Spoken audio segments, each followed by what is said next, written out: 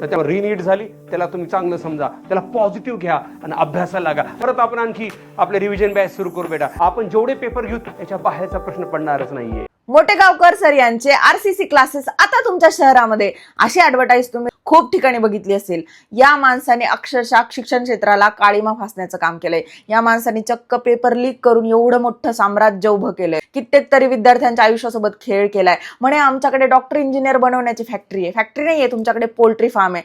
त्या poultry form मध्ये कोंबड्यांना इंजेक्शन देऊन कसं त्यांच्याकडून अंडे देऊन घेतलं जातं, तसं तुम्ही तुमच्या विद्यार्थ्यांना पेपर पुरवायचा. त्यांच्या बेसिसवरती तुम्ही एका क्लासेसच्या रेसमध्ये पळत होतात. माझं बघा, माझा गेस पेपर बरोबर होतो कारण तर माझ्यावरती पांडुरंगाची कृपा आहे. बिचारा त्या पांडुरंगाला का बरं बदनाम करतात? ह्याची म्हणे मेंबरशिप होती, प्लॅटिनम मेंबरशिप, आणि फक्त प्लॅटिनमच्या विद्यार्थ्यांनाच हा शिकवायचा. बाकीच्या जनरल कॅटेगरीतल्या मुलांना हा शिकवत नव्हता. आणि त्याच्यामध्ये क्लास 1 ऑफिसर, ज्यांचे आई वडील काहीतरी जज आहेत किंवा पोलीस आहेत किंवा डॉक्टर आहेत, त्यांच्याच मुलांना तिथे ऍडमिशन भेटायचं. आणि एकदा का ते डॉक्टर इंजिनियर झाले की याच्या क्लासेसची जी प्रसिद्धी आहे ती आपोआपच व्हायची आहे ना. आणि त्यांना कदाचित हा माणूस पेपर पण देत असेल बड्या किमतीमध्ये. त्याच्याशिवाय एवढं सगळं साम्राज्य उभं राहतं का? 100-150 कोटी रुपयाची वार्षिक उलाढाल, लातूरमध्ये प्राईम एरियामध्ये या माणसाची जागा, अक्षरशः या माणसाला गव्हर्नमेंटच्या ज्या जागा आहेत त्या देखील मिळाल्यात. म्हणजे हे जे सगळे मुळं आहेत ना ते खूप डीपली मुरलेले आहेत. शिक्षक हा जो असतो ना तो मेणबत्ती सारखा असतो, जो स्वतः जळून विद्यार्थ्यांचं आयुष्य प्रकाशमान करत असतो. आणि जेव्हा शिक्षक असले कुठले तरी वाईट कृत्य करतात ना तेव्हा वाईट वाटतं. कुणाच्या नियतीमध्ये कधी बदल होईल सांगता येत नाही, पण शिक्षक जो असतो तो पूर्ण आयुष्यभर ज्ञानार्जनाचं काम करत असतो. जेव्हा त्याची नियत फिरते ना तेव्हा वाईट वाटतं. नीटचा रिझल्ट लागण्याच्या आधी, नीटचा रिझल्ट लागल्यानंतर कित्येक विद्यार्थ्यांनी आत्महत्या केलेल्या आहेत. केवळ आपल्या मनाप्रमाणे त्यांना मार्क पडलेले नसतात. त्यांच्या आई वडिलांचं स्वप्न उद्ध्वस्त होतं, त्यांचं स्वप्न उद्ध्वस्त होतं म्हणून ते आत्महत्या करतात. तुमच्यासारखे जे लोक आहेत ना ते पेपर फोडतात आणि काही लोकांकडून पैसे घेऊन त्यांना ते देऊन टाकतात. आणि डिझर्विंग कॅन्डिडेट असतो ना तो या सगळ्या रेसमध्ये मरून जातो.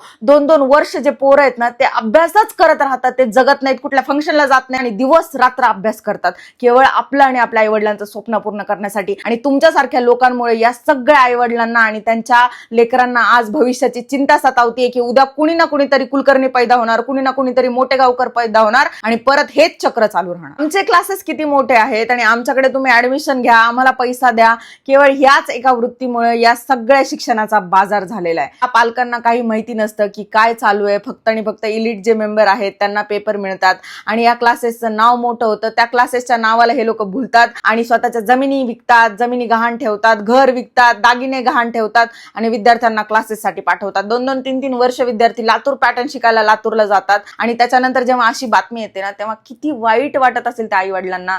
22 लाख विद्यार्थ्यांच्या भविष्यासोबत निव्वळ खेळ केलेला आहे केवळ स्वतःच्या क्लासेसचं नाव मोठं करण्यासाठी.